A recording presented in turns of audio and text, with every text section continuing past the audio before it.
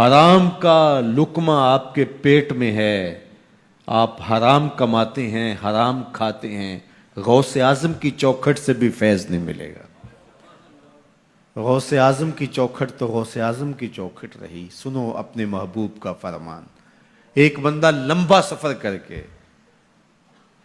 مصیبتیں صعوبتیں راستے کی کاٹ کے حرم کے صحن میں جا کھڑا ہوتا ہے، بال بکھرے ہوئے ہیں، لباس پھٹا ہوا ہے، حالت پرا گندہ ہے، یمد یدیہ، دونوں ہاتھ لمبے کر کر کے دعائیں مانگتا ہے۔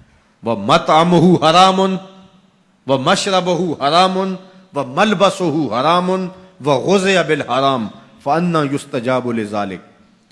اس کا کھایا حرام کا ہے، اس کا پیا حرام کا ہے، اس نے جو لباس پہنا ہے وہ حرام کا ہے۔ میرے حضور فرماتے ہیں بتاؤ اس کی دعا حرم میں کیسے قبول ہوگی؟ کعبے میں پہنچ گیا، غلاف سے لپٹ کے دعائیں مانگ رہا ہے، یمد یدیہ، ہاتھ لمبے لمبے کر کے دعائیں مانگ رہے ہیں، بال بکھرے ہیں، فقیرانہ حالت بنی ہے، آنکھوں میں آنسو ہیں، لیکن کھانا حرام کا ہے، پینا حرام کا ہے، لوگوں کے پیسے ہڑپ کر کے عمرہ کرنے آیا ہے، لوگوں سے زیادتی کر کے، غریبوں کا مال سمیٹ کر کے، خون نچوڑ کر کے یہ حج کرنے آیا ہے۔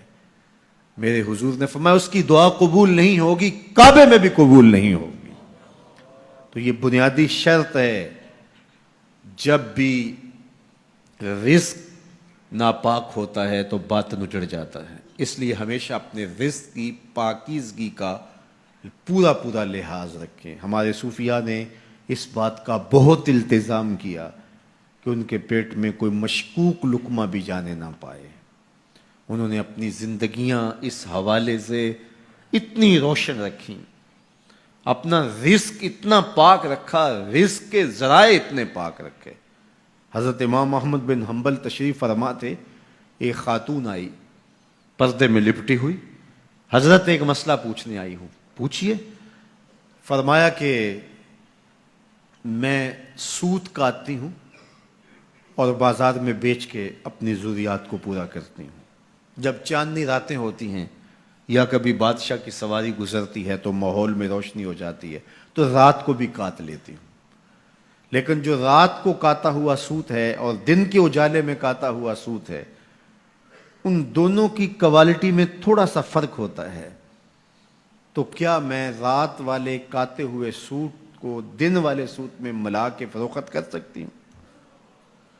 حضرت امام احمد بن حنبل نے سنا تو فرمایا خاتون اپنا تعارف کرواؤ، کون ہو؟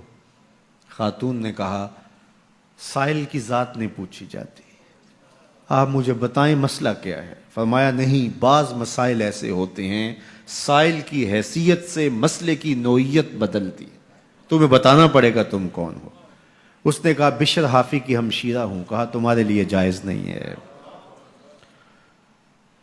میں اور آپ دیکھیں کہ ہمارا رزق کہاں سے آتا ہے، ذرائع رزق کیا ہیں؟ حرام رزق تو نہیں کماتے، مشکوک رزق تو نہیں ہے، جھوٹ بول کے جھوٹی قسمیں کھا کر کے سودا تو نہیں بیچتے، حلال حرام کی تمیز کیے بغیر مال جمع کرنے کے چکر میں تو نہیں لگے ہوئے۔ صاحب اگر رزق پاک نہیں ہے تو کہیں سے بھی کوئی روشنی آپ کے اندر داخل نہیں ہوگی۔